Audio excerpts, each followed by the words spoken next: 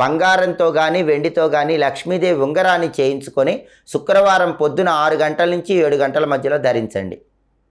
ఎవరైనా సరే పురుషులు కానీ స్త్రీలు కానీ శుక్రవారం పొద్దున 6 నుంచి 7 మధ్యలో బంగారపు లక్ష్మీదేవి ఉంగరము లేదా వెండి లక్ష్మీదేవి ఉంగరము కుడి చేతి ఉంగరం వేలుకు ధరిస్తారో వాళ్ళకి ఎప్పుడూ లక్ష్మీదేవి అనుగ్రహం ఉంటుంది, నిత్య లక్ష్మీ కటాక్షం ఉంటుంది.